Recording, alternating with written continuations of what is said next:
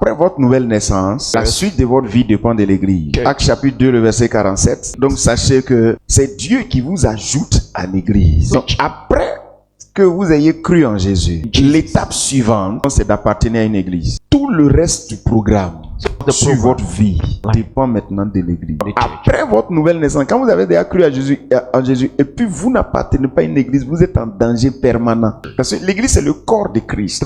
Donc Jean 15, verset 5. Donc après que vous ayez accepté Jésus, là, vous devenez comme un membre du corps de Jésus-Christ. Et le corps de Jésus-Christ sur la terre, c'est l'église. Votre appartenance à l'église est très importante. Vous devez travailler là-dessus. Vous devez cajoler cela. Vous devez entretenir cela. Maintenant, quand vous êtes dans l'église, qu'est-ce que Dieu a prévu pour vous dans l'église? La première chose, ce sont des hommes qui vont participer à votre perfectionnement. Éphésiens chapitre 4, verset 11. Donc, il y a beaucoup qui ignorent le ministère du pasteur. Éphésiens chapitre 3, le verset 10. Également, à l'église, on rencontre quoi? Dieu a prévu que tout le monde entier connaisse la sagesse par l'église. Qu'est-ce qu'on trouve encore à l'église? La possibilité d'être prospère. Malachie 3, verset 10. Quatrième chose qu'on trouve à l'église, c'est des occupations qui vont donner sens à notre vie sur terre. C'est Luc chapitre 13, verset 6 jusqu'au verset 8. Donc quand tu donnes du fruit pour Dieu, il empêche qu'on te coupe. Dis-moi, c'est ton travail séculier là qui va donner une raison à Dieu de te maintenir sur la terre? Non.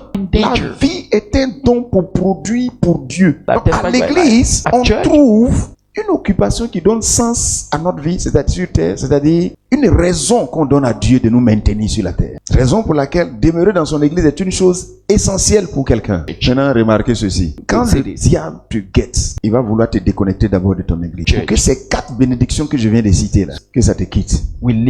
Tu dois protéger ta présence dans ton église. Qu'est-ce qu'on ne doit pas considérer pour quitter son église? Quitter l'église parce que on a refusé, par exemple, que vous serviez à un poste de responsabilité. Une autre fausse raison. Quitter une église parce que votre ami ou bien votre parent l'a quitté. Une autre fausse raison. Quitter une église parce que quelqu'un a dit quelque chose de désagréable sur l'église. Ou un responsable d'église, sur un responsable ou sur le pasteur. On ne quitte pas une église parce que le programme de votre église ne correspond pas à au programme d'une autre église. On ne quitte pas une église parce que vous n'avez pas reçu de l'aide que vous avez sollicitée. Dernière raison, on ne quitte pas une église parce que le pasteur a fait des reproches soit à ton mari ou à ta femme ou à ton enfant. Il faut avoir un cœur simple. Sinon, Satan va te faire quitter ton église où de moment tu devais évoluer là. C'est là Satan t'enlève. Donc notre église, c'est notre bénédiction. Alléluia. Hallelujah.